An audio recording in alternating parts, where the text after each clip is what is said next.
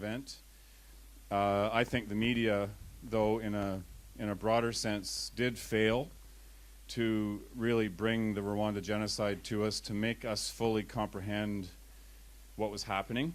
And I think that was, again, not because of the individuals that were there. I think there just wasn't a critical mass of reporters on the ground. Rwanda is not a place that we pay very much attention to then or now.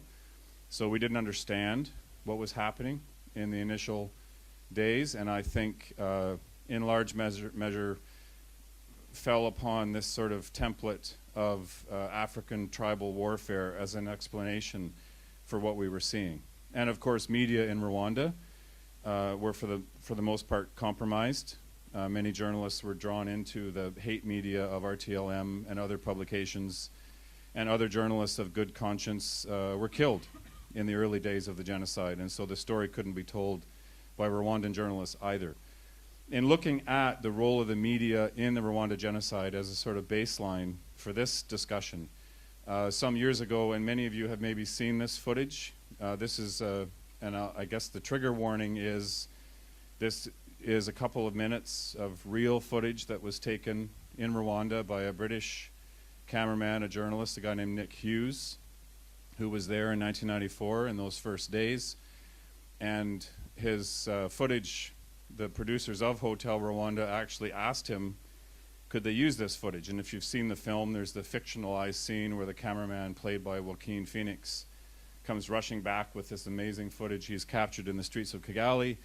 And the producer in London tells him, that's too bad, something else has come up, and it didn't really capture our attention. And that was the case with this footage. Nick was in the right place at the right time, April 11th, in the first week of the genocide, on the top of a building called the French School, which, if anyone who's been to Rwanda, is close to Gikondo, which was one of the centers of the Hutu extremist movement in the first days of the genocide. So he shot this footage, and it's really just a couple of minutes.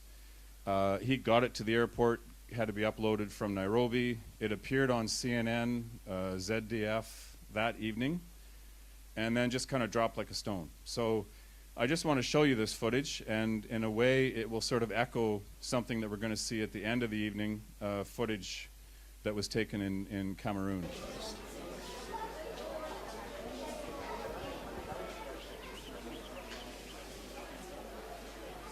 The ambient sound you hear is actually where Nick is with his camera in the school. And when you see in the bottom left of the frame, he's found two people in the street. This is about 10 o'clock in the morning on April the 11th, and there's a man and a woman. And you can see the man is often sort of, it's like he's praying. His hands are outstretched. Up the street on the right, a bunch of men standing around, like a work crew taking a break, and you come to realize this is the death squad that has been working its way down the street in Gikondo. And when your eyes kind of focus on the blur, further up the street, there are other bodies of other people. Oh, no, tu tapes dessus. Oh, no.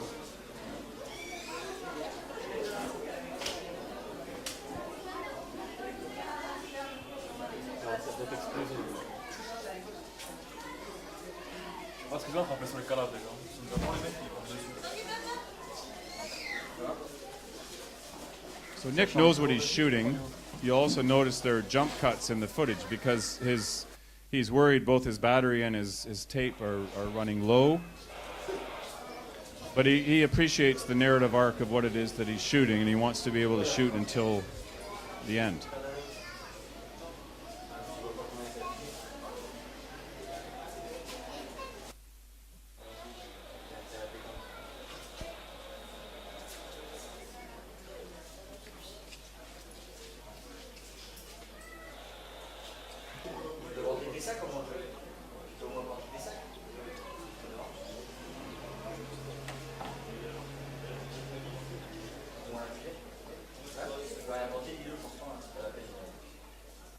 So what's most remarkable about this to me, if 800,000 or more people were killed in Rwanda in the space of 100 days, literally close to 1 in a million. And this footage is virtually 1 in a million. There's only one other instance that I know of, another cameraman, Reuters TV, Mohammed Shafi, who coincidentally was on the same building moments before Nick arrived. So 1 in a million, it tells us we weren't there. And we were following other stories. As anyone who was working or following this story at the time, we were distracted by other things. We couldn't pay attention to Rwanda. And I've puzzled over this video as a document, as an important piece of journalism from the period, and why is it that we don't know? People aren't familiar with this footage. It's not the Zapruder film. It's not the girl, Kim Phuc, running from napalm in Vietnam in 1973. It's not part of our consciousness. With Nick's permission, I went back. I was going back and forth to Rwanda frequently. Because we knew where he was shooting, we knew exactly where the killings took place. In the period of 2007, 2008, I just went knocking on doors and asking people, did you witness a killing on the morning of April the 11th in front of your home? And ended up with these two women, Rosine and Gaudence, who lived on either side of the road. Both witnessed this killing. I didn't show them the footage, but they described it in detail. And at one point during the interview, Gaudence began to reenact. There were two people left, a man and a woman, and the man was praying. And so I showed her the video, and we were able to confirm, yes, this was the same killing. She knew these were her neighbors, Gabriel Kagaba and his daughter Justine Mukangango, and they knew the survivor, Rosalie, this woman who had lost, it was her husband and her daughter who were killed that day. And she agreed that I could tell this story. And I realized I couldn't show the video to her, but when the translator explained to her there was a video that showed her family, she insisted on seeing it. I told her, I'm sorry, I can't show this to you. She was adamant. I told the translator, please tell her that the laptop battery is dead on my laptop. I'm very sorry. She pointed to the wall and said, we have electricity. So I showed her the video, and she began to heave and sob, and I was frankly worried that she was going to have a heart attack. And we stopped, shut the laptop. But she came back. She told her daughter to go and bring these photographs. And I had shown this video dozens of times in the context of a book, a previous collection I'd done on media in Rwanda, without ever knowing who these two people were. And suddenly, they were in the palm of my hands. They were real people. She told me about them, told me about the day. And I wrote a piece for my former publication, the Toronto Star. And in a day of dying print publications, they ran an 8,000-word narrative. And I came to realize after the fact, many of the people who read that story contacted me. And it affected them very powerfully. And they said that this was the first time they felt as if they understood what had happened in Rwanda. And I think it's just the triumph of narrative, the ability to be able to make people connect with human beings, which in some ways, because of the circumstances in Rwanda, was impossible for those who were trying to tell that story. So that's the baseline for this collection. Obviously, it begins with a re-examination of the Rwanda genocide, the role of the media, but then goes on, fast forwards through 25 years, looking at the themes of the hate media in Rwanda and how this sort of metastasized to social media, and we find that in Myanmar and South Sudan and Central African Republic. And just an ongoing inquiry, how has the media landscape changed? And clearly, social media did not exist at the time of Rwanda. So the fact that this footage is 1 in a million is because only professional camera operators had the equipment to capture that. And so it does make you ponder, if we could somehow run a simulation, what would Rwanda be like today? If anyone's been to Rwanda recently, everyone has a mobile phone in their hand, and everyone would be able to capture these events. How would we have reacted? How would our editors have reacted? How would the story have been different had there been thousands and thousands of images like these of the act of genocide? So that's kind of the baseline. It's the book, and I think it leads us into the rest of the discussion. I realize it's my task as well to introduce our moderator. Dickens Olewe is a Kenyan journalist working for the BBC, 2015 John S. Knight Journalism Fellow at Stanford. During his fellowship, he organized the first ever drone journalism conference. His interest is in using new technology for storytelling and integrating the public in the news reporting process. He contributes to BBC's Future of News report, was part of a team of journalists chosen by Deutsche Welle Academy to develop a manifesto on how to use digital technology to promote freedom of expression in the global south. Finally, he also runs the Dickens Olewe podcast, on which he interviews guests on media, politics, and technology in Africa. So my work is done here, and Dickens is going to take things over from here. Thank you so much, and thank you all for coming and being here. I'll introduce the panel in a moment, but Alan, just before you go, I mean, you've shown us this video, and the Rwandan genocide has always been referred as the genocide without images, and that's why that video is still very powerful even today. And I'm just curious if you think the world would have acted differently. Were there hundreds more of such images? I mean, I think it's an open question because this technology is now in our grasp. We do see these images with greater frequency, and maybe we've grown accustomed. Maybe we're saturated by the images, and the ability to make people connect with fellow human beings as people they could put a name on, people they can identify with, someone who has an occupation that's similar to theirs. I'm not sure that social media brings that to us. I still think 25 years later, it's really, really important. I teach journalism, so I will not let students leave our program without pondering the Rwanda genocide, what happened then, and what it would mean for us now, 25 years later. Thank you. So, excuse me. So this is how we're going to play this out. So we'll have about 40 idminutes of just discussions with the panel, and then later on we'll open it up. So my panel today, so I'm joined by Idil Osman. Idil Osman. Thank you. So she's worked for over 12 years as a national and international journalist at the BBC, The Guardian, and The Voice of America, spending the majority of her career covering the Horn of Africa. Through her work, she has developed a vast network of media contacts, including those based in the region. And she completed her PhD in journalism and is an expert on diasporic media and development communications.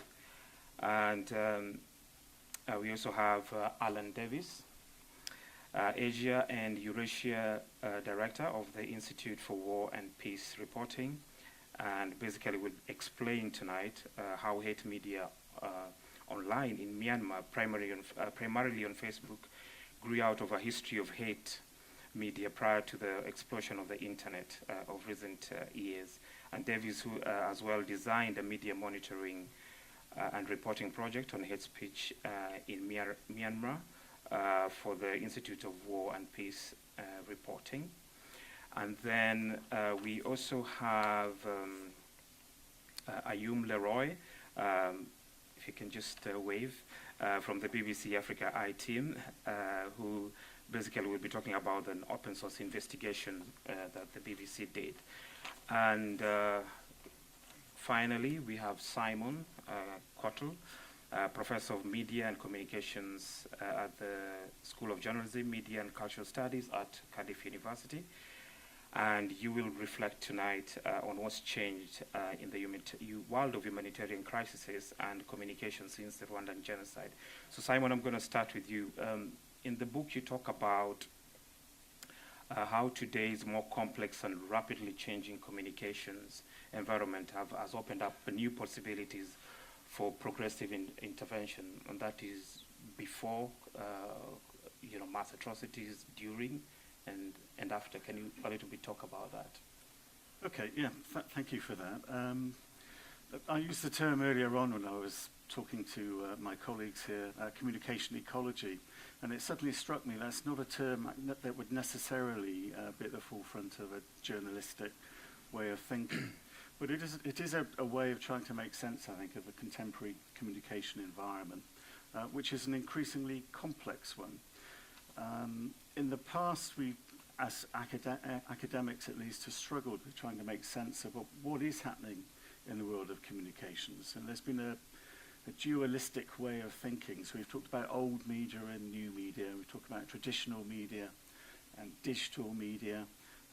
We talk about mainstream media and we talk about alternative media. But all those terms offer us a rather binary way of making sense of what is now, in fact, a much more complex ecology. In other words, that there's a combination of media forms and flows and formations, so journalism is being delivered by lots of different platforms. Communications are from bottom up as well as from top down. There's horizontal communications. It's in the local, but it's also in the global. This is a very complicated, fast-moving, and profoundly, I think, changing dimension of what it is to live in the modern world. So we need to make sense of that, I think, and this does have an implication for everything that we do, but it also has implications for the communication of atrocity in all sorts of different ways. One way of trying to get a handle on this was that I tried to think of the analytically distinct ways in which communication technologies are discernibly different from the past. These are in overlapping ways, but nevertheless they're ways I think we could think about. I call them the 6 S's of today's communication ecology. So scale. Communications now can circumnavigate the globe in a way that's unprecedented. There is hardly anywhere on the planet now that can't be communicated via one means or another, and increasingly it's not just one means or another means, it's a combination of means. The speed of communications now is extraordinary in real time. In fact, even in disasters, we can anticipate and through clever computer graphics, visualize how a disaster will unfold even before it does unfold. So that this collapse of time and space is extraordinary, I think. The saturation of media in the contemporary world is also extraordinary. Mobile telephony, I think, probably is the kind of understated but true revolution in the world, in the sense that everybody seems to have access, more or less, even in some of the most underdeveloped societies of the world, to mobile telephony, which potentially through social media and internet connection and then into various journalist circuits can communicate around the globe. This has implications for social relationships, which would be my 4th kind of S. Some people could see the communication ecology now as increasingly enfranchising people. And I think this is true. So sometimes people caught up in disasters, it might be a migrant in the Mediterranean or somebody in a refugee camp in a formerly underdeveloped society, and they are communicating through mobile phones exactly what is happening. There are all sorts of apocryphal stories and sad stories of people trying to raise the alarm and get help, and getting through to authorities in different countries in a way that hadn't happened before. On the other end of the scale, people who are working in humanitarian relief, or even people who aren't working in humanitarian relief but who have a humanitarian disposition, can now get involved in ways which doesn't simply mean putting your hand in your pocket and donating, or indeed tapping on a mobile phone a donation because you're part of a diasporic community that has received information in real time about a disaster in your home country. In Haiti, earthquake, American students were sitting in front of computers visualizing the extent of damage through satellite imagery and pinpointing what infrastructure existed. This is something that NGOs, humanitarian organizations do. They managed to collapse that process into a very short space of time, and then that information was collated and fed through to the first responders and the NGOs on the ground. So Social relations enfranchisement is really important. Surveillance is incredibly important at all sorts of levels, whether it's eye-in-the-sky satellites, mapping the warning signs of an atrocity. It might be troop movements in Rakhine State, for example, in Myanmar, or it might be the evident mass graves in South Sudan, or it might be the burnt down villages by the Janjaweed in Darfur. We can pinpoint in space and time what is happening in atrocities. That's incredibly important, and it's also part of a potential judicial process which can feed into civil society norms, which I think are also historically on the move, although that's a difficult statement to make in the context of the rise of authoritarian populism, but I would make it anyway. And lastly, my sixth S of this new communication ecology that we all inhabit is seeing. There's something, it seems, and Alan Thompson alluded to this with his discussion of pictures, there is something about imagery, isn't there, in communications which manages to impact upon us, I think, in a way that written text doesn't. Good journalism will craft a story, and when it does that, it will typically paint a picture for us. So it's not as if words can't be visual, but nevertheless, we inhabit a highly visual world, and we are bombarded by images all the time. And there are debates around the extent to which compassion fatigue, this constant bombardment of images of atrocity morally denudes us, or whether it can still actually spark a humanitarian response. I wouldn't talk around about that now, but we might want to come back to that later. Definitely. I definitely want to hear more about There's a complex relationship between imagery and atrocity, and the role of media and communications within that, I think. So, but I don't want to hog the field. I could talk and talk. I'm a lecturer. That's what I do. I'm sorry, but I think. Would you like me to say some more? No. I think we can come back to that a little bit later. You talked about saturation, and that's where I want to bring you, Alan. In your in your chapter, you talked about. You said, is it coincidental that we can chart the explosion of hate speech in Myanmar alongside the general timeline of the rise in self-ownership and the use of Facebook around 2014? So can you just talk about that connection, the rise of, self-ownership in Myanmar and the rise of hate speech? Sure, okay. I think, the cell phone and the internet and Facebook was one of the, I think, like 7 primary reasons that we had hate speech in that's why I call it Burma, because I first went to Burma in 1990. But I think also it's, I think it's important to look at what else happened. And I think basically in Burma, over that period, it was kind of a perfect storm of 7 or 8 different confluences. And I'm upset and annoyed because a lot of these things could have been predicted. One of the reasons, I first went to Burma in 1990, but one of the reasons I wanted to do this project in Burma, and it started in 2015, was because I used to work in Yugoslavia.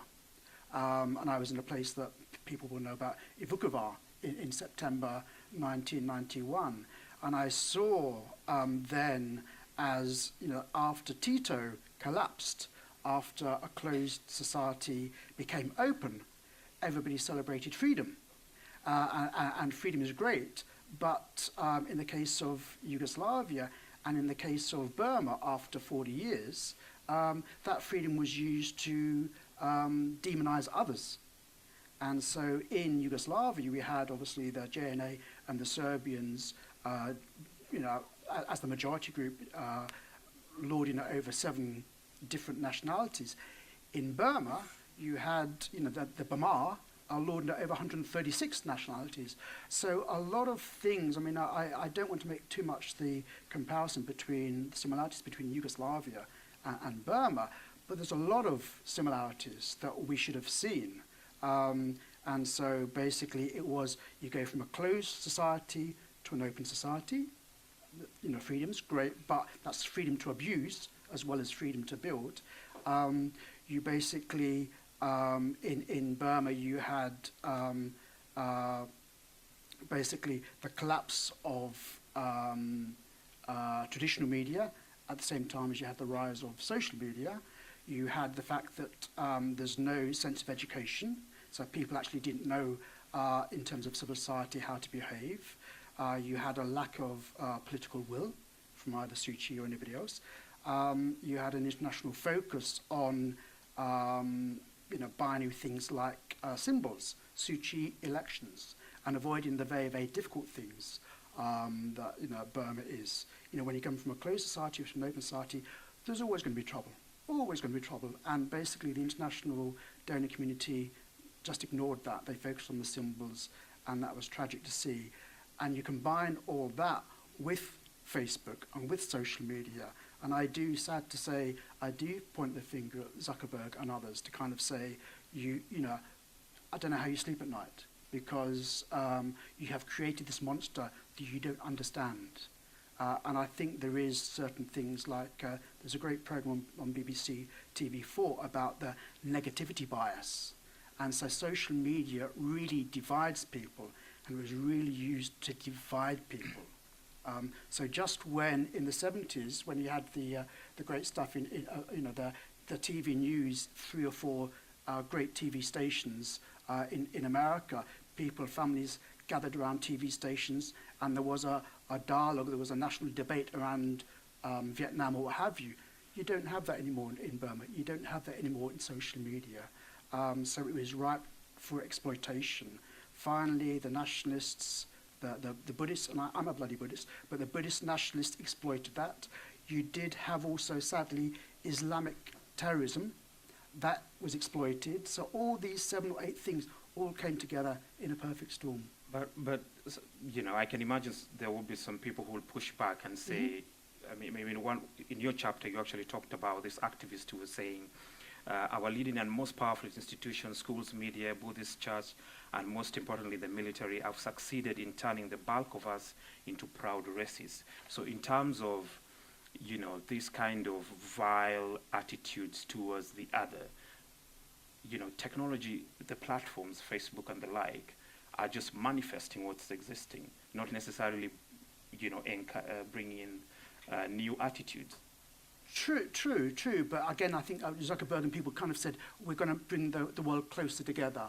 That didn't actually work out in practice. And it basically, social media focuses on your worst emotions. And if I don't have friends who are from this group or from that group, then how am I going to understand their point of view? It goes back to this point about CNN or ABC or CBS 30 years ago. We don't have the national space. And when you have 136 nationalities, I first went to Burma in 1990, just before I went to Yugoslavia, and they had all these signs saying, anybody who's unruly is the enemy. And there's a kind of psychosis in Burma. And I look now, think, democracy transition, what has changed? Because now in Burma, and even the local Burmese media don't report this because they're too scared, there are signs in villages saying, no Muslims allowed. No Muslims allowed. Not even talking about Rohingya Muslims. No Muslims allowed in this village, and that's put up by a Buddhist monk. And so I think, after 30 years, after all the money, after all the investment, what has changed? Do we have democracy? No, we don't. Idil, I want to bring you in there, and I'm really interested in if you have any comment on that question. But just on top of that, most people are now getting their news on social media. Is there a way in which, later on we'll talk about making people, how do we get people to care about the stories that journalists are reporting on? Is there a way in which we can work as journalists, media organizations, work with the platforms to make people to care and deal with some of these issues, or are we doomed? Well, I like to think that we should remain optimistic and look for the ways that hopeful movements can come out of it. But to answer your question, I think what's a really relevant part is the discussion in the book about the relationship between the international and the local, and then the relationship between the online and the offline, right? So from that perspective, just looking at the trend of the online and offline engagement, social media platforms and technology in general become enablers. So they are either enablers for whatever's prevailing on the ground at that time. And so it could be hate speech, it could be violence, it could be tensions, it could be racism, it could be so. But at the same time, it can be enablers for democratic attitudes. It could be bringing civil society together. And so it depends really on the relationship that's happening between the online and the offline spaces. And then also, because it's happening in a globalized environment, the relationship between the local and the international is also very important. And just to give you examples of that, if you look at, for example, the relationship between the Arab Spring at the beginning in Tunisia or in Egypt, for example, the outcome, I mean, the informing root causes were quite similar. They were, worsening conditions of life, economy, lack of employment. So the people were pushed by very similar conditions to protest, to the streets, right? But the outcomes are very different. The Tunisia of today and the Tunisia and the Egypt of today are in very different places. And so if you look at the examples like that, then you can see that social media and technology in general tend to be enablers for whatever is prevailing on the ground. Now, to add to that, if you then bring in the alternative international media, such as diasporic media, and the relationship that they then have with the locals, so that means there's an online and offline relationship, but then there is a transnational relationship between the homeland communities and the diasporic communities, right? And so the diasporic media then also becomes a connecting enabler that can often be used for good. So, for example, if we look at humanitarian interventions, if we look at responding to crises such as famine and drought, diasporic media becomes a really galvanizing environment and platform for diasporic communities to respond in a much faster way than NGOs and other international humanitarian agencies can do. But at the same time, they also transport whatever local tensions and conflicts that are going on in the homeland to thousands of miles away in diasporic communities outside of it. So I think it's it's important to keep that perspective, that it is, as Simon said, a very complex environment, and it's changing in an even faster kind of speed. Alan, if I could bring you back again, you talked about in your piece about in Myanmar, you found that diaspora communities were, you talked about dozens of accounts who are, literally actively promoting hate speech on the platforms. Can you talk a little bit about that? Yeah, we talked about this a little bit downstairs, that again, patterns we found in Yugoslavia.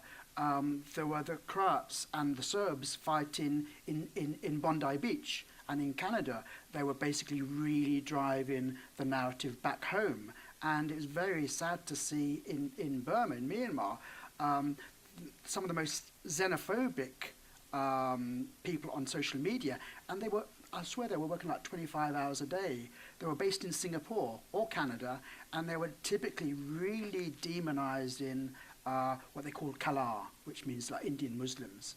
And this was allowed to go on and on and on and on. Suu Kyi and people didn't say a word, and then this hate speech that we started to track over the period of a few months started to become militaristic. It wasn't just that basically these guys were bad and dirty and scum and rats and dogs, but then it came to the fact that these guys are putting weapons in the mosques in Yangon and actually trying to subvert the Buddhist culture. And a lot of this was driven by this diaspora. Now, figure. Simon, you talked about responsible journalism.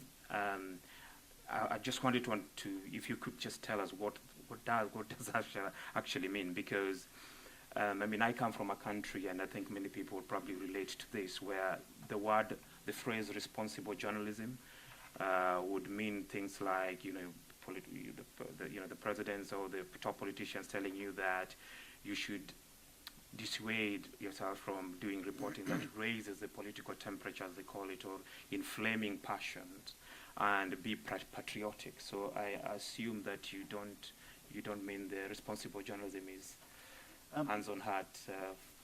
I guess we could talk about what is responsible in all sorts of different ways. What I actually tried to speak a little bit about in the chapter that I wrote was the responsibility to report.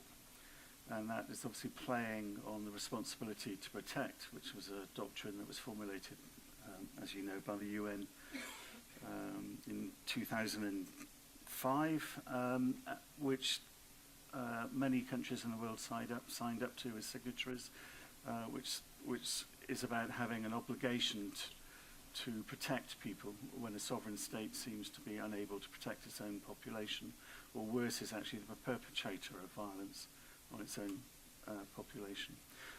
A book I wrote a couple of years ago with Richard Sandbrook and others was looking at reporting dangerously and the increased numbers of journalists who are dying in the task that they're doing. And I interviewed a fair few journalists, and it will come to no surprise to many journalists perhaps, but the journalists that I interviewed, and actually Idil, you interviewed them for the book as well, didn't you? And it was a mix of different journalists and different mediums in different countries, at different stages of their career, different genders, ages, and so on. But one thing that they shared, of course, was that they felt a commitment and a mission even to report on bad stuff happening to people anywhere in the world, when and if they could.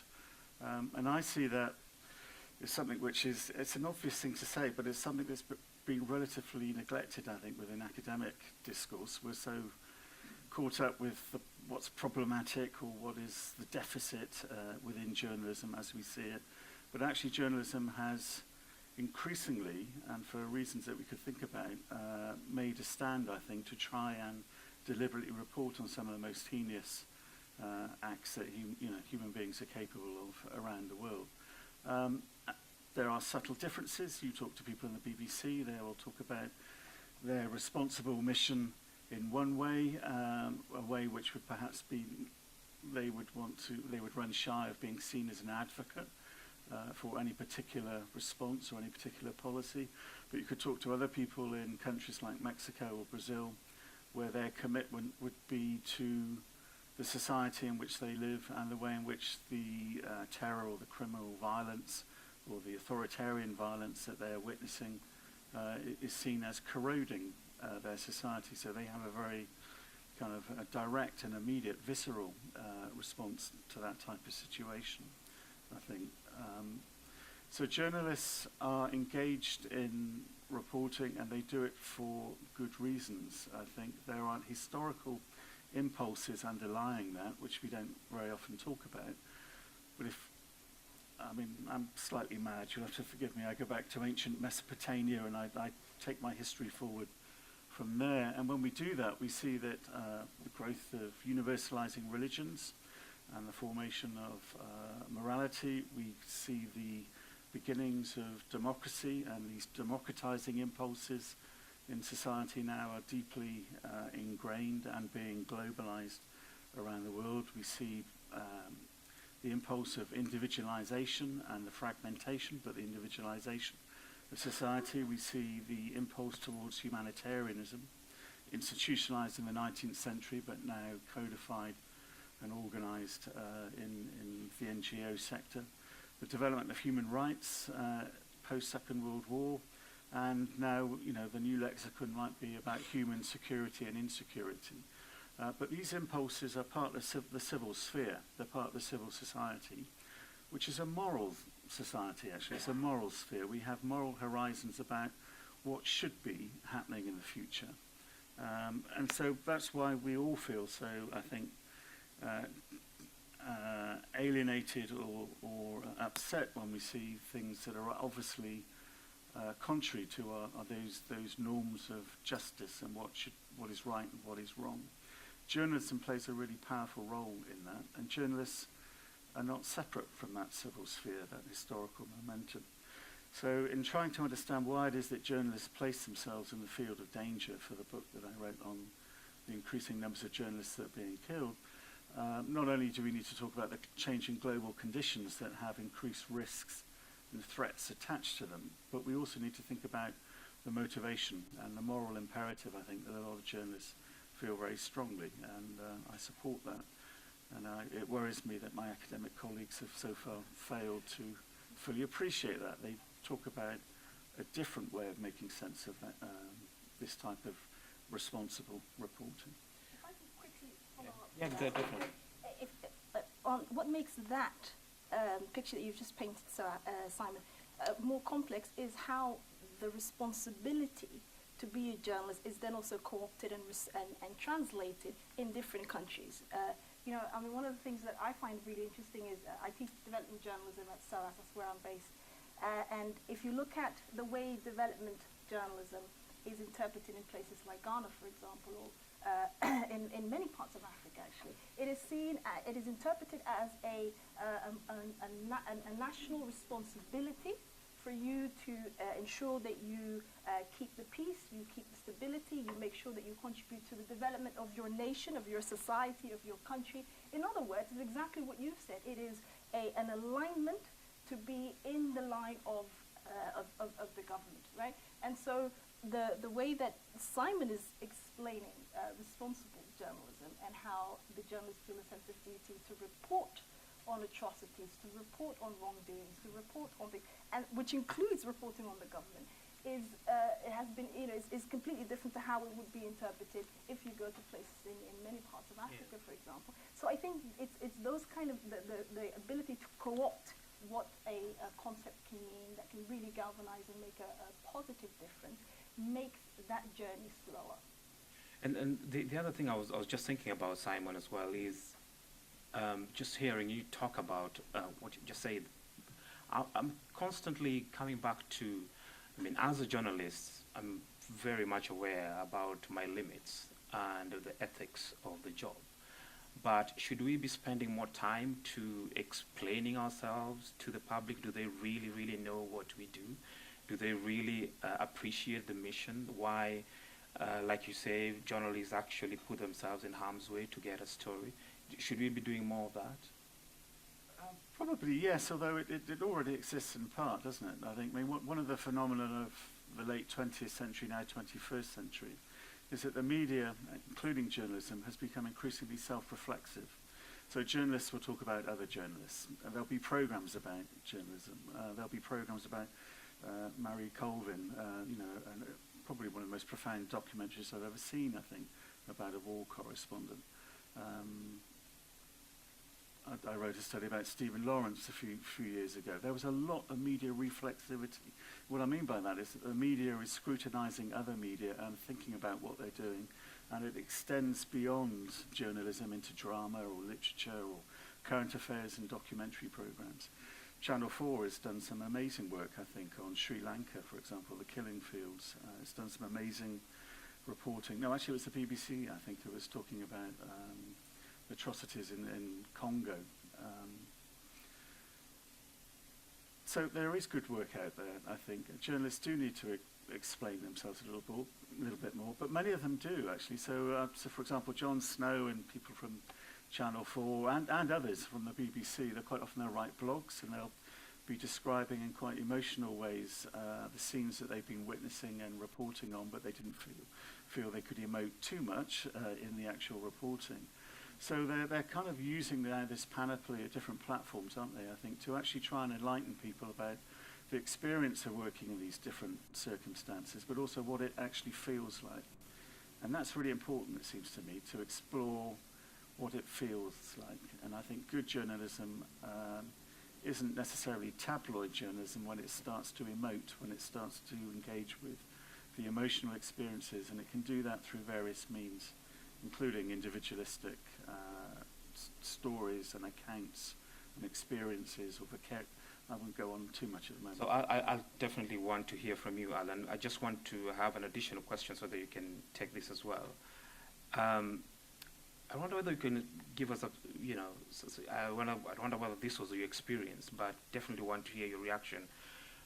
We're now talking about how, you know, how do journalists, how can journalists be present, can be you know, at the scene and capture these kind of stories, and, you know, like we're talking about in Rwanda. But then you have a situation where, yes, they can do the reporting, but then you have the same governments hiring, in this case we can talk about maybe African governments, hiring Western PR companies. So you now have two, contrasting and competing narratives about the country. So how do you, as a journalist, how do media organizations navigate that kind of news ecosystem? With difficulty, you lose because what is it? The L Street in DC, M Street in DC, huge amount of money. I mean, the whole thing about Saudi and Khashoggi, it's really hard, and you're squished by closed societies and the governments, and you're squished by the PR companies, including the Bell Pottinger here in the UK that thankfully went bust. So it's really difficult. But I just wanted to pick up on what was a great question from you, what was a great answer from you, in terms of what's the media's role? Should the media talk more about itself? And I think that's good. And I think maybe you're referring to Paul Conroy's documentary, fantastic documentary, fantastic, I recommend it. It's good and it's bad. I mean, I work a lot in the Philippines, and I'm friends with the Rapala bunch, and you'll know about the Rapala people. But they, in their website, which has been shut down by Duterte, they had on the bottom of each story, how does this story make you feel? And a lot of my colleagues say, that's dumbing down. But some of my other colleagues say, that's good. And so I think problematically that the media is really torn between how does it compete in terms of emotion and engaging with the audience when you have so much nonsense and garbage from Sputnik or what have you. So what is media's role? Should it actually have these little smiley faces? How does this story make you feel? I don't know. I mean, I'm ambivalent about it, but it's the dilemma that how does journalism and reporters, how do they make their work more urgent and more out there without dumbing down and being, forgive me, BBC, Breakfast TV, or IT and Breakfast TV. We shouldn't really dumb down. So how do we appeal to mass audiences? I don't know. And Idil, I just want you to hear, let's talk about Rwanda. I mean, the book is talking about, the Rwanda Genocide and Beyond.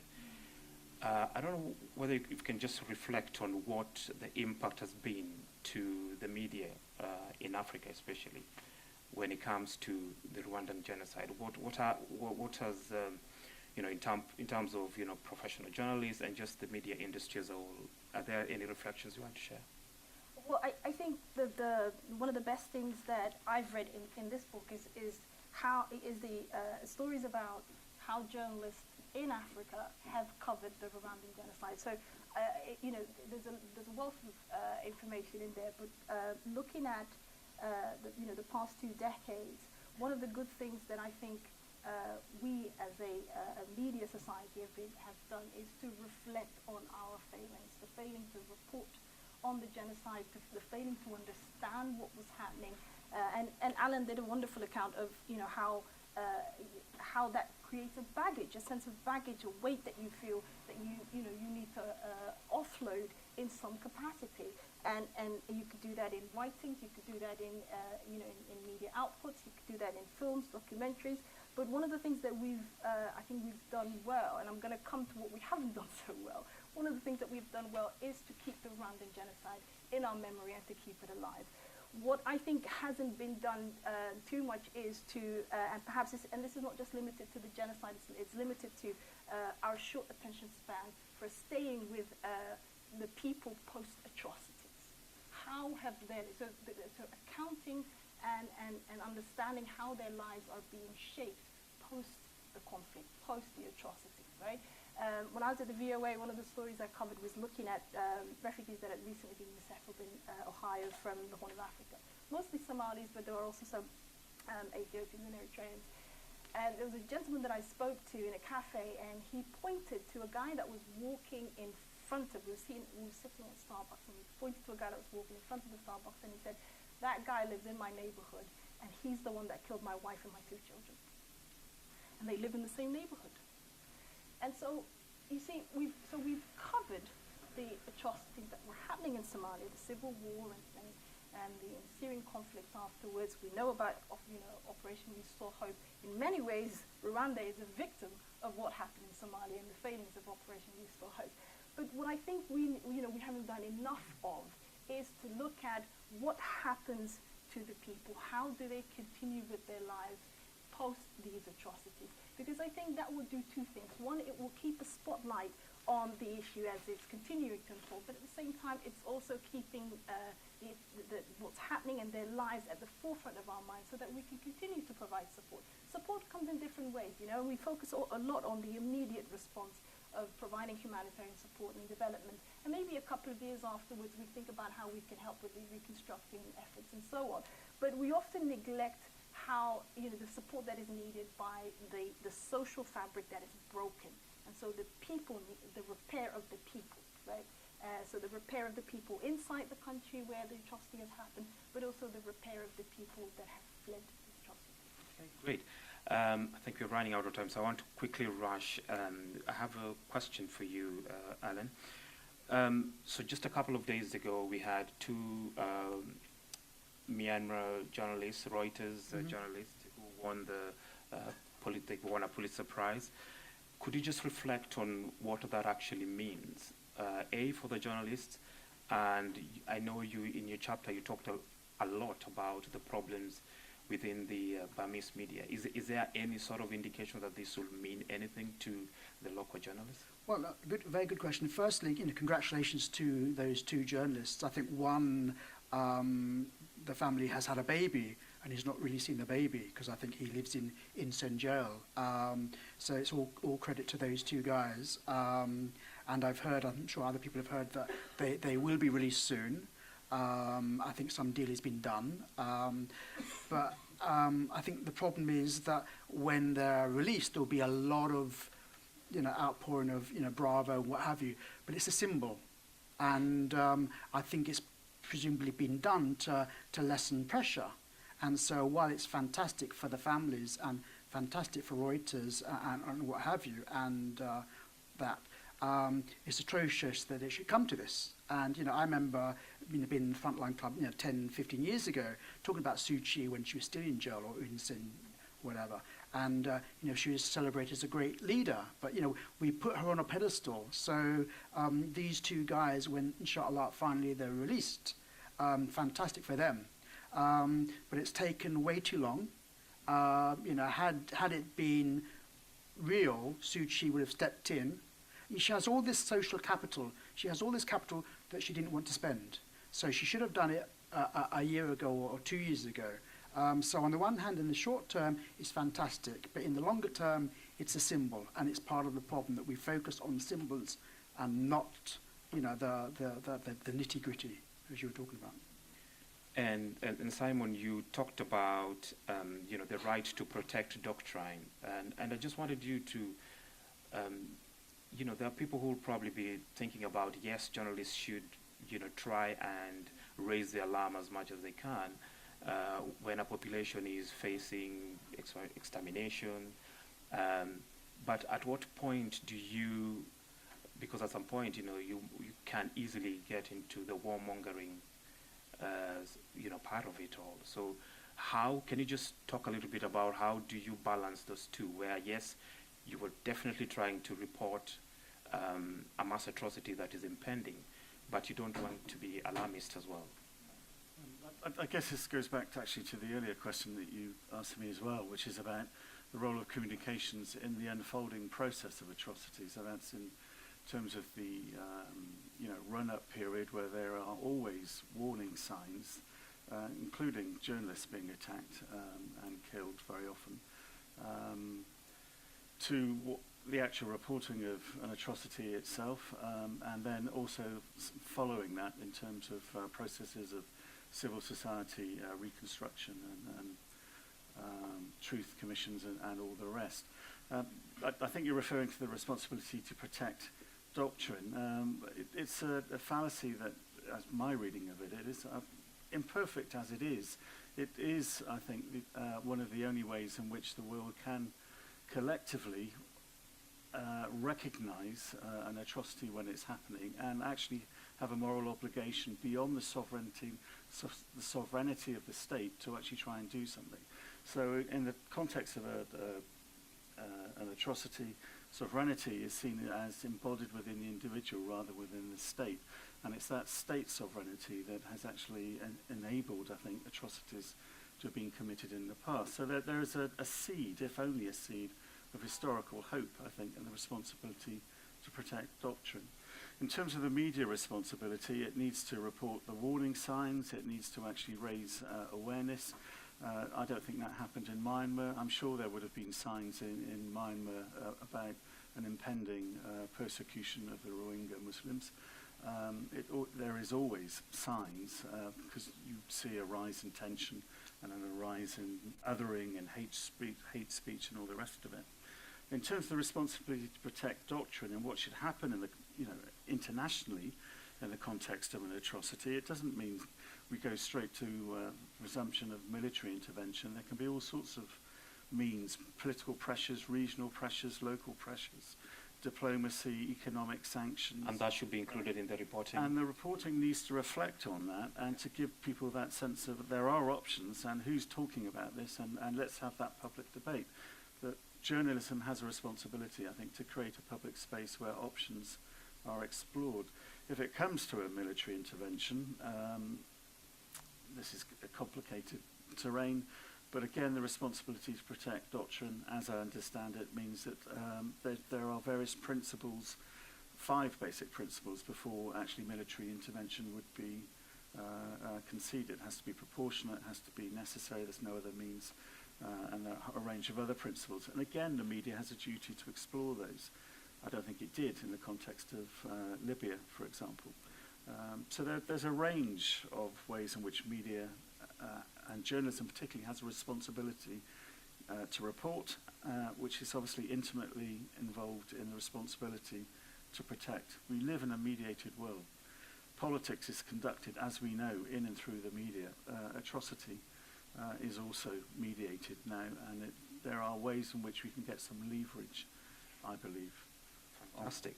So I'll bring in Aliaume Leroy from the BBC Africa team, and I won't spoil it for you. I'll let you just take over and just tell us about your investigation. I'm going to go to the bathroom. You sure?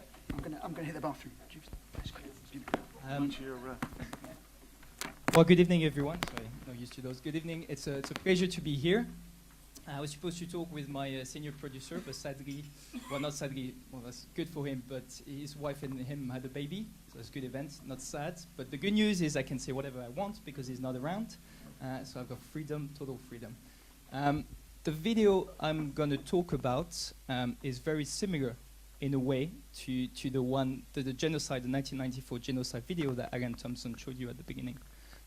It is about an atrocity. So that's just a glimpse of the video, but we'll see it for you. It is about an atrocity, the killings of innocent civilians. It was shot in Africa, in a conflict, not a genocide in this case, but in a conflict that's very much underreported, much like Rwanda, the genocide was at the times. But they also, wait before you, I'll just finish the introduction and then, sorry, no, my bad. And then I'll let you know, I'll know when it's good to go. But also, there are things that are quite different in this video. It wasn't shot by a journalist. It was filmed by the perpetrators themselves.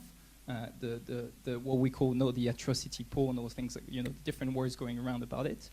So it was filmed by the perpetrators themselves, and more importantly, the context around the video has changed. So myself, I was born a month before the video that Adamson showed you before was shot, and in the 24 years, now 25, but up until that was in 2018. During those 24 years of my lifetime, a lot of things have changed, as we've been discussing. Whether it's about social media, growing mobile phones being available more and more to everyone, also in developing regions, but also the democratization of the tools we are using in order to do the investigation for that video, which is satellite imagery, social media, Facebook investigation, and also what we'll be talking about is sun and shadow analysis, and all those tools now that you wouldn't be able to access maybe 24 years ago are now available and are free for everyone to use. So that's quite powerful. But before I end on the conclusion about the tools and the collaboration, let's watch the video in itself. If you can play, thank you. So we do see a group of soldiers walking down, two people down a dirty track. At the time, we didn't know where it was from. The video went viral on July 2018. It went viral on social media. And a lot of questions were asked. As you can see, it's a dirty, it's a sort of dirt track in the middle of the dry vegetation. Could be anywhere in the Sahel. And you see the men walking in military fatigue, walking 2 women and 2 children. At the time, it sparked a debate online. People were saying, oh, that took place in Mali. Others were saying, no, not true, it's in Cameroon. Others were claiming different parts of the Sahel region. The government, as we'll see, then did a press conference a day after the video went viral and said there is no way this happened in Cameroon, in the far north of Cameroon, where there is a conflict against Boko Haram. It's all fake, it's been fabricated. But just using open source investigation method, the kind of tools that have been democratized by an organization called Bellingcat, who were quite well known in the UK for the Skripal, for breaking out the identities of the Skripal assassins. So just by using those tools and going to, not going on the ground, but actually using our laptops, we're able to verify, establish the truth about this video, where it happened, when it happened, and who were the perpetrators, who could have found about the victim. And this is just 2 examples of how sort of the 2 steps, the location, the geolocation, and the timing that we'll be walking you through as the video plays along. So for us, it was quite hard. We had information that told us that it happened in the far north of Cameroon, but we're unable, to confirm it at first. But yet, in this video, there is quite a visible clue, which is quite small, but it's quite important, which is the mountain ridgeline at the back of the video. For weeks, and now picture us using Google Earth for 1 week and going through painfully the far north of Cameroon, slowly but surely, in order to find any mountain ridgeline that Google Earth maps, the topography of the region. After a long and painful process and a tip-off, we're able to find the mountain ridgeline and a perfect match. But that's not enough. We need to add as many layers of evidence in order to confirm our findings. At the time, the suspicion then, because of mountain ridgeline, was that the video was shot near the town of Mafa in Cameroon. And then we started to look a bit closer at other clues that are in the video and that we could find on satellite imagery, like this track, those buildings, and trees as well. And those are just a few examples, but they all perfectly match in space. And combining all this evidence together, we're able to say with precision that the women and children were killed at that spot where the pin dropped. And we're able to find that there was a military Cameroonian base just less than 1 kilometer away from the site of the execution. So we had the precise location, and we could debunk the claim of the government saying that it was false. But after that, we also wanted to know exactly the time. And it turns out, again, you can use satellite imagery because, buildings evolve over time. Sort of the environment changed. So for example, this building, it was present in 2014. It's still there in 2015, but by 2016, it had gone. So we could say that for sure, the video was shot before 2016. Take about the walls. If we look at the walls, around this building, they were present in 2014. In 2015, my bad, sorry, I don't have my glasses. But in 2014, they had not yet been built. Therefore, we knew the video was shot between 2014 and 2016. But we can actually be even more precise than that. We could also say that because of the vegetation, it's shot in the summer. So we managed in the hot, dry season. So we managed to reduce to between January and May 2015. But also, we could go beyond that. And this man, this killer, act as a how do you call it? It's like a solar watch, more or less. I forgot to say in English. But we use him, sundial, thank you. So we use him as a sundial in order to determine the exact time by combining location, the angle of the sun to the horizon, and the direction of the light. If we combine all this data, which we can, the video is showing really quickly, and it does take time to do, but anyone in this room can do it. I think it's trigonometry that we use for that. A 10 years old could do that nowadays. So it's pretty simple and it's available to everyone. Once you understand the method, everyone can do it. It's really easy. I'm not going to go through the who because I'm supposed to keep this presentation quite short. But we managed also using social media investigation and what were the people were saying in the video, because we had sound also in the video, and looking at who and analyzing who fired in the bodies of the women. We're able to determine that 3 men fire their weapons, and we're also able to actually get their identities and their real name that we could confirm via different sources. Sadly, unlike Adamson, we couldn't find the identities of the women. There was no way. We did try online, and there were people that named sort of names for them, but we couldn't verify the information. Therefore, we couldn't publish it. We've got no news from their families, and this is a region where we cannot go on the ground. So we tried to send someone, but they never managed to reach the area because it's too dangerous between Boko Haram and the military, Cameroonian military that's still active. But just sitting, using our laptops from, the BBC office in MBH, that's how we could crack so much about the video, find the exact location, find when it happened, and find as well who the perpetrators. And I must stress that nowadays, those types of investigation, the video came digitally, but also run the investigation digitally. So it wasn't, obviously it was a BBC Africa output, but nowadays collaborative work is so important. So this investigation took about 15 people at BBC Africa, people at Amnesty International, also open source independent analysts that you find online. Some of them still don't know their real identities, but we all were motivated by the same aim, is to find the truth about that video. And the entire investigation was just run on Twitter, on a direct message on Twitter, without meeting some of the people. So I'm quite positive about also, I know we do say negative things about social media, and there are terrible things also, but this is to show the other side of the coin, and what you can do with actually the technologies that have been developed over the time. Thank you very much. Great. Fantastic, and I know you guys are itching to ask questions, so shoot. Yes, sir? A simple question about reporting is, one thing is to report about an African killing African or Asian killing an Asian, intrastate mass killings. But could you comment about the mass killings that we, as this society, American society, are responsible for?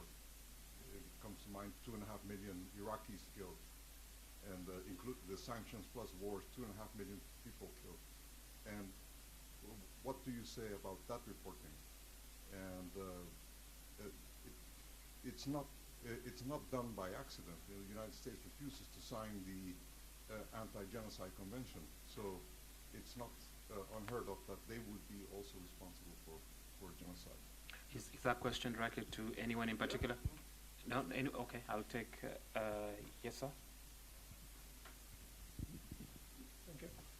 I would like to know what is actually the purpose of reporting all of this, or everything you said, if it's not to change things and to end this misery of not only people in Africa, but everywhere in the world. We have about 250 armed conflicts going on in the world. What are weapons made for? All those weapons we see there are all made by Europe or America or Russia, China, and everybody is laughing all the way to the bank, making money while we create all that horror. I was a student in Geneva, where the European headquarters of the United Nations are, and I'm a witness of how the civil war in Angola started. I knew the ambassador to the United Nations, and he lived in a very small flat and had the cheapest possible car. One day, he moved to a villa with a swimming pool, and he bought a fantastic Jaguar. And 3 months later, the civil war in Angola started. And we kept that war going for 27 years. Destroyed the country. And people here all happy, and in America happy, all selling weapons. Why? Do you have have a... We work to end Uh, this absurd in the 21st century. Business is now a business. It's nothing more.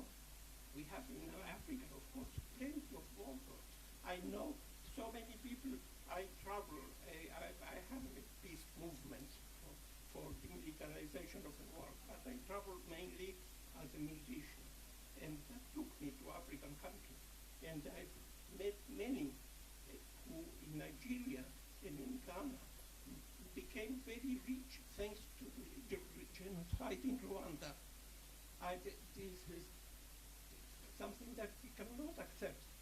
And we know the scandal here of BAE is still paying the fine and still many people in prison for all the bribes they pay to governments all over the world. I communicate with the poor guy, he's only 34, and in Uganda, and when he becomes 35, he can officially, he's no longer considered a soldier, but he's been a soldier since he was 9, forced to be a soldier. And now, only about 10 days ago, when he was looking forward to retire, when he becomes 35, because he's still 34, the government sent him to Somalia to kill the Mujahideen there. And he sends me emails every day. He's desperate. He's killing people he doesn't want to kill. And Well, we can talk about that later. Sorry, we just so really short of time, but definitely, we can talk about that later. So, any other question? Gentleman had his hand up for a while. Sorry. Just wondering about this. The name's Ewan Grant. I'm a former intelligence analyst who's worked in a number of conflict zones. As a result of that, I am not an admirer of the UN as an institution, although that doesn't necessarily by any means imply to all people in it. I've got two short questions. One is, does the panel think Kofi Annan deserved to be made Secretary General of the UN, given that he was in charge of peacekeeping in Rwanda and indeed in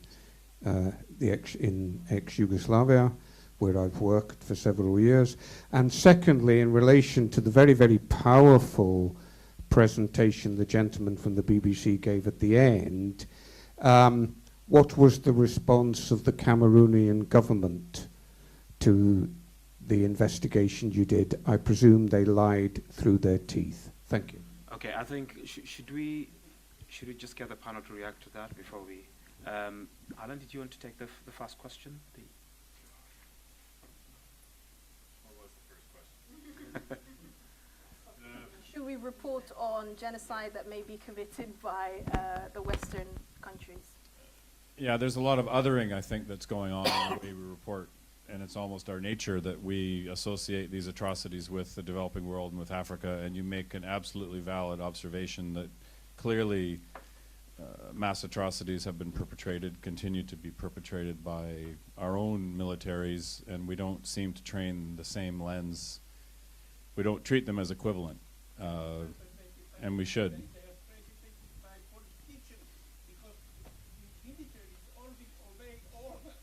Yeah, so this is a gap.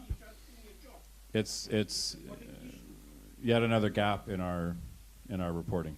I think you make a valid point. I want to pass this to Aliaume so you can answer the direct question about the footage from Cameroon. Yeah. So actually I had the Minister of Communication of Cameroon 2 weeks after the video went out.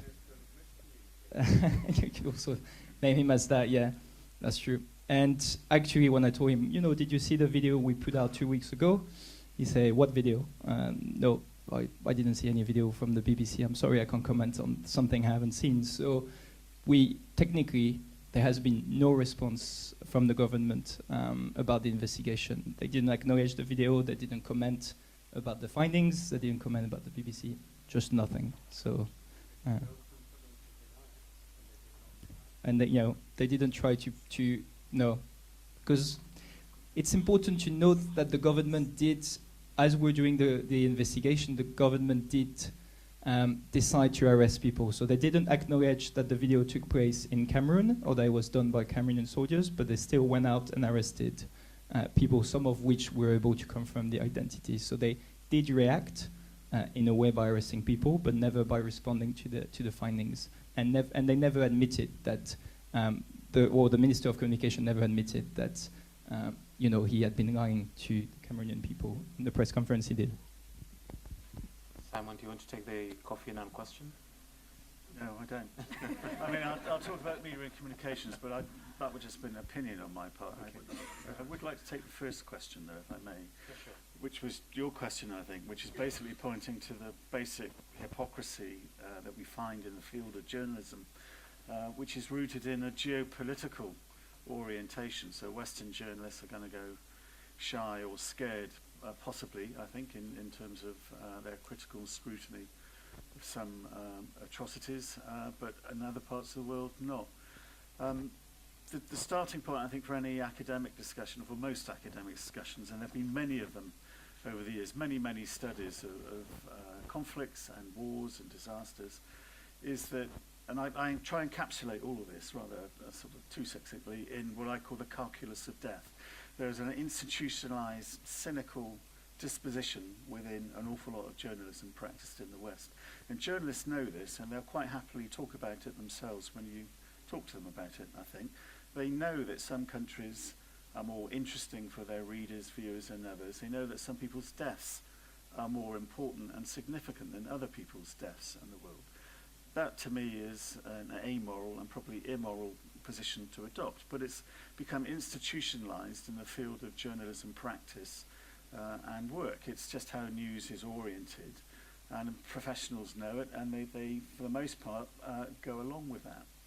But for the most part, I said, so that there still leaves something quite marvelous and wonderful, I think, in the world of journalism, which is what I term, another synoptic term, the injunction to care, that journalists, even in the BBC, invite us to actually understand the human issues and the human tragedy that's unfolding. And sometimes that critical scrutiny is also not enough, but sometimes it's also focused on what happens in the West. So WikiLeaks and Assange at the moment, and the American sort of diatribe against Assange is precisely about that Western geopolitical interest and how it's trying to shut down, control, contain, and censor publication of things that those states would prefer not to be communicated. So I'm with you, really. That is a fundamental reality, and it's a huge reality. But I'm also interested in teasing out what still might just remain about the progressive possibilities of journalism in a 21st century that is becoming slightly less national-centric, possibly, if we take a long historical view. There is a universalizing set of norms that extend beyond state boundaries now, and that can feed into the communication of wrongdoing by our own governments, I think, more so than in the past. But that's a marginal colour. I don't want to forget that really dark story that you're alluding to, and that is a basic reality, I think. If I can build Yeah, on sure, that, sure. what we're now seeing is, there are some channels, non-Western global channels such as Al Jazeera and the CGTNs of the world, that are trying to change that. So we've seen this long documentary that was done by Al Jazeera on the Belgian atrocities committed in the Congo, and it was a long form piece as well. It was in series format, and they focused a lot on how that was what they called a silent genocide. It was never spoken of, but people died more over there than in the Rwandan genocide. And so you see that attempt being made, but that comes with the caveat that Al Jazeera will then not do the reporting that's happening, the issues that might be happening in Qatar or other friendly countries. And same goes for CGTN, same goes for all these other non-Western global channels that are coming about. So there is some shift in that notion of trying to report on the Western atrocities that are being committed, even if it's not done by Western media outlets. But I also think that that needs to be balanced with the fact that they too will not be reporting on atrocities that might be committed by countries that are friendly to them. So I wanted to, if I could quickly Sure. respond to this gentleman here. And I completely empathize with where you're coming from. It is deeply disheartening to, report on something. I mean, I say this, and I spent 12 years on the ground covering atrocities, covering conflict, and the post-conflict as well.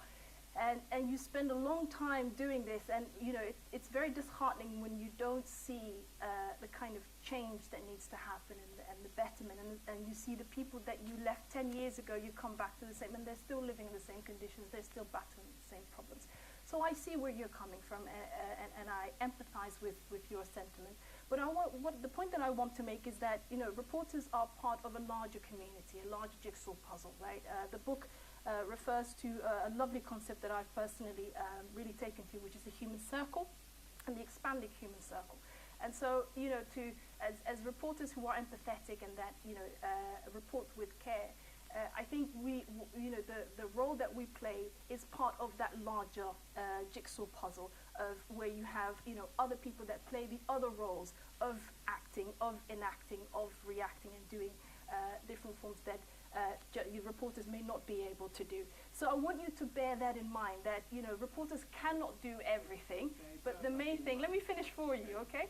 The main thing that I think is the important thing that we can do is to make sure that we report with humanity. We don't just do the impartial, this is what happened, this is the number of people that have died, these are the impacts economically and so on.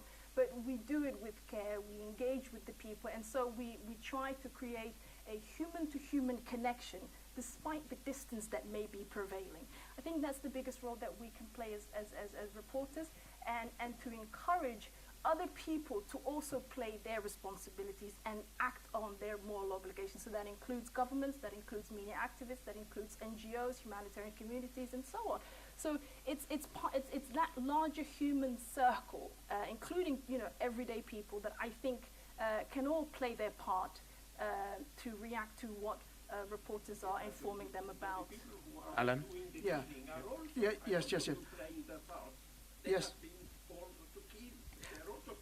Can I just say that let's not forget that journalists are first and foremost, for good or for bad, their job is to bear witness. Our job is to bear witness. And one of our long-term trustees, she just recently left in the US, is Christian Amanpour, and a fantastic person. And she, from Bosnia through to Rwanda, whatever, has continually said never again. So journalists can do things up to a point. But then it is the responsibility of international governments and the UN, what have you, to then come in. I mean, I used to work for my sins, though I was still with Idil, as a contracted media advisor to DFID, in the late 90s and the early noughties. And I was always frustrated that there's all this money, there's a lot of money, in DFID or in USAID or all these intergovernmental or governmental groups, and it's not really being used for governance or conflict. It's been used for good reason, for malaria or this or for that, but there's a lot of money wasted, and it doesn't address the root causes of conflict, because they say, oh, we're not allowed to. I remember having a big polite argument with Andrew Mitchell when he was the DFID minister, saying, we were talking about Burma, and don't forget, this was like 5 years before the genocide, and I kind of said, you need to focus on actually, what happens after this freedom, because it's not going to be easy. And they say, yeah, but we need to focus on elections and this and that and this and that, but they don't focus on the conflict. I mean, maybe 15 years ago, there's a lot about early warning mechanisms, whatever, but there's not enough funding. I work a lot in Vietnam, off the record, Chatham House, and there's no money for democratization or governance there. It's all about giving it to the Vietnamese government. Loads of money given to the Vietnamese government. So we don't actually solve the problem. So we can bear witness as the media, but until governments maybe readjust what is development, and should we put more money in governance and conflict? Even finally, last time I was in Afghanistan, I said to DFID in Afghanistan, what are you doing about conflict and peace building? oh, it's too hard to measure.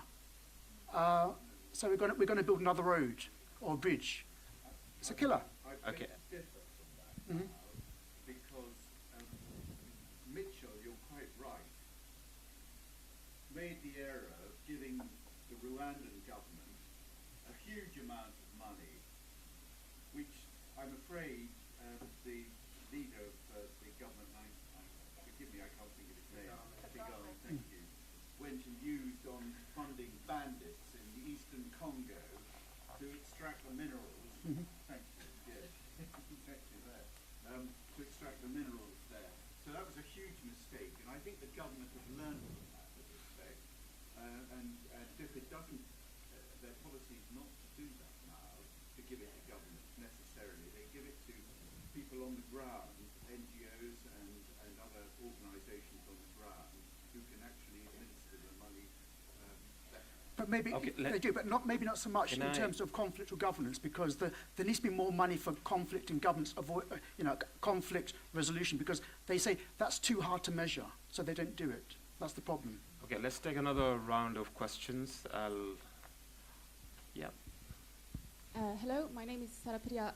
I was based in Myanmar and I covered the ethnic cleansing / genocide for many British publications. So I have a few questions. One, I thought it was very interesting what you said about empathy, and that's obviously crucial. We need to empathize to make the reader empathize. But then I find that leads to another issue, which was the analysis. And I think in the case of Myanmar, this was problematic because journalists had a responsibility in terms of simplifying the narrative because it was the perfect story. I mean, we had an icon who became evil, and then we had Buddhists against Muslim, but this is a huge simplification. So, but I've noticed it was incredibly difficult to sell the analysis. And I remember talking about warning signs, pitching the story to a big British paper about the Rohingya, but well before the crisis erupted. This was in 2015. And they just got back to me after a couple of weeks saying, yeah, very interesting, but I mean, it's not quite like Yemen. So they weren't, they said, okay, bye. And 3 weeks later, when the boat crisis erupted in Asia, they just rushed me, okay, write it, please write it. But this is how things work. I mean, you really understood the conflict was there. I mean, it wasn't a conflict, but the tension was there. But people didn't really care until another crisis erupted. So I also wonder, and this is my last point, also about the role of the UN in terms of communicating, and also about the role of the humanitarian world in terms of communicating. Now they're all big corporations. They're so cagey. I mean, we're talking about Facebook. Yes, that's a huge issue. But the humanitarian world has an issue as well because they filter everything. And, they give you the story they need to give you. But in Myanmar, talking about R2P, right to protect, I mean, that was theorized by Charles Petrie after the failure in Sri Lanka. But then they kept making the same mistakes. So I would just be interested in knowing your point of view, and I would just like to remind the names of the two journalists, Wallone and Joe Soil, the two Myanmar journalists. Yep. Thanks. I would actually like to build exactly on the point that's just been made beforehand, and also I'm really interested in this idea of the responsibility to report. I'm not a journalist, but I do run research and policy for the UK's only organisation that exists to assist the UK in better upholding its responsibility to protect. And we coordinate a civil society network of organisations that work specifically on atrocity prevention. And it's been fascinating for me to see, these wonderful journalists, some of whose work I know, some I know less well. And that phrase, atrocity prevention, hasn't come up. And there has been some talking about the responsibility to protect, some confusion about the right to protect, some talking about where DFID money goes. The first thing I'd like to say is there is an enormous resource in civil society of people who know those things and who aren't journalists. And when I read coverage in, I'm going to talk about UK mainstream newspapers, but also elsewhere, I don't see the expertise of what can be done. Exactly as Simon was saying, the exploration, the responsibility to share those tools and options being displayed or explored in that analysis. And so my specific question, I guess, is around maybe the editorial responsibility. And from the outside, and I'm not a journalist, it seems that cuts to broadsheets, one of the first things to have gone has been foreign correspondence. And so we don't have that expertise, that regional expertise in those main broadsheets that, say, covered Bosnia. There was some fabulous research and investigation and reporting done in Bosnia, irrespective of the international failure to then take that up. And so what, from my, again, non-journalist perspective, but very much like as an atrocity prevention expert, it's meant that the coverage of, say, Syria has been, I think, on the whole, in the main broadsheets, pretty poor, with some very notable exceptions. And so it's meant that actually regular columnists who are not foreign correspondent experts, are not experts in atrocities, have not been around the world and spoken to those people, but are giving opinion pieces, which can then be very, very dangerous, and you get a kind of politicalization in that discourse.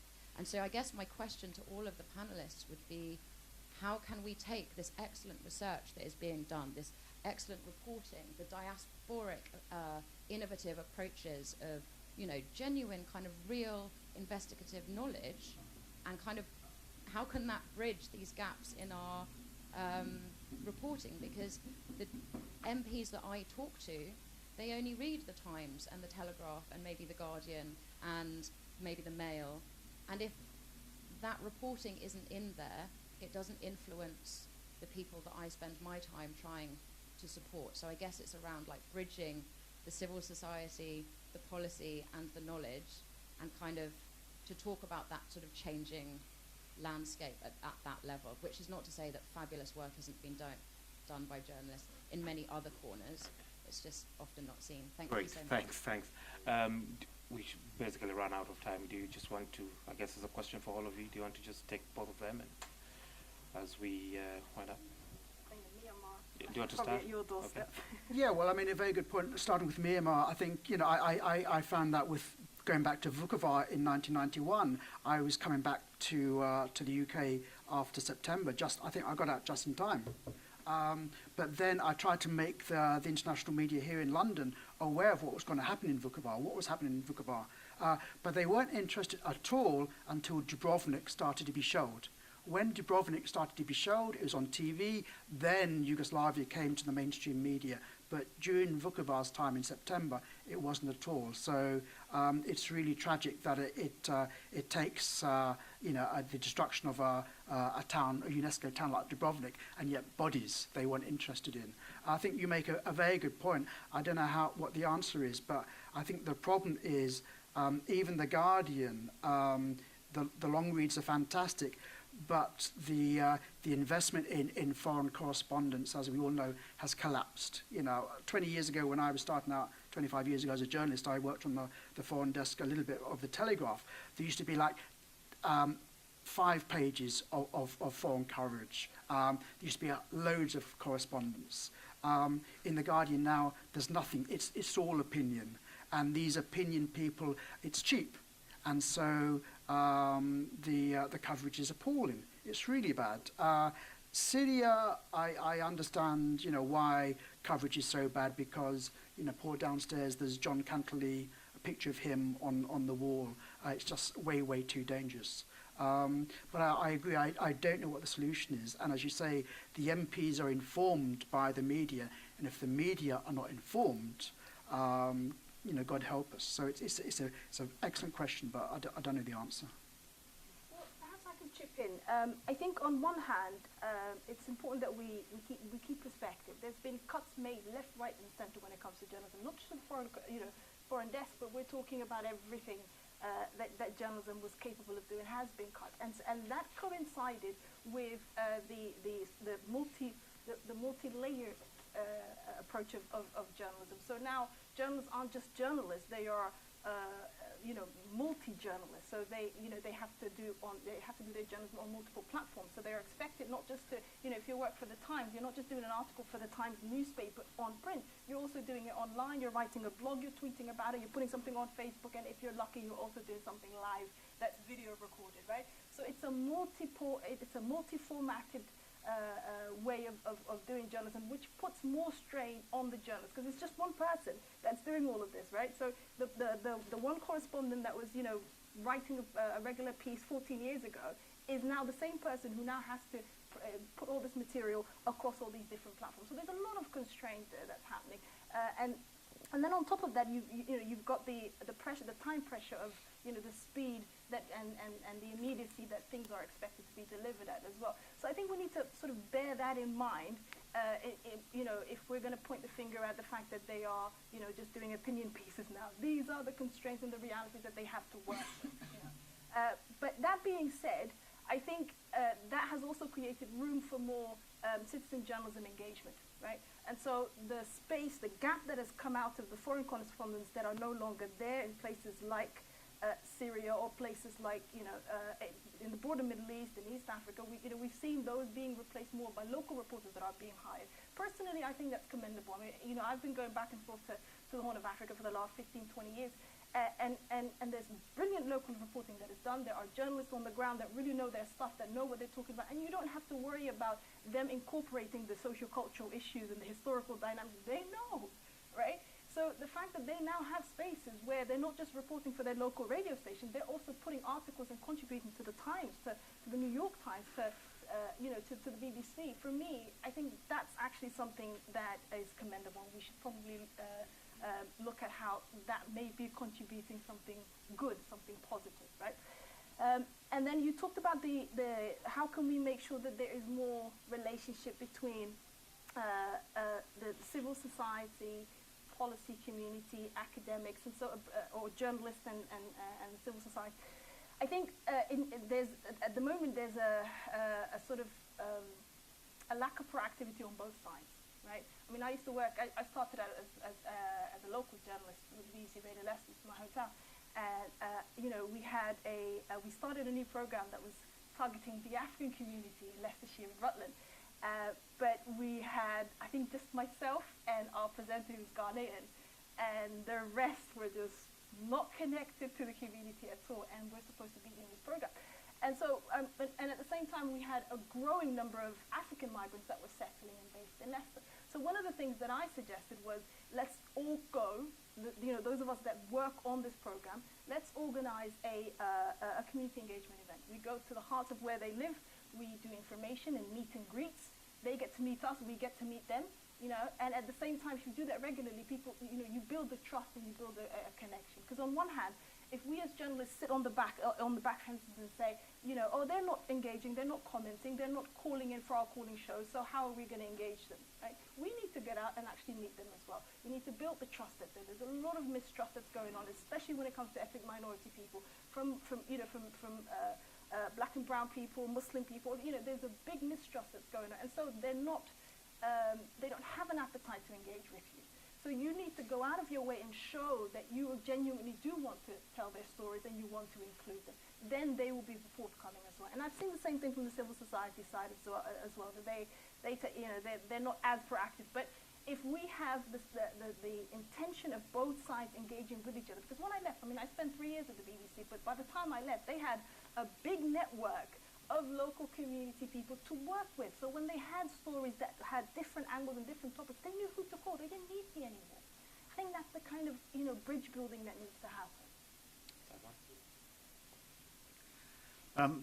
I feel a bit sort of bamboozled, really. That there were a lot of big questions there. I don't think I could answer them all with any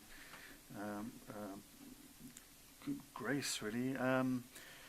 You reminded me when you were talking about Myanmar, and you were trying to raise the alarm, but some of the media organisations, big media organisations, weren't interested.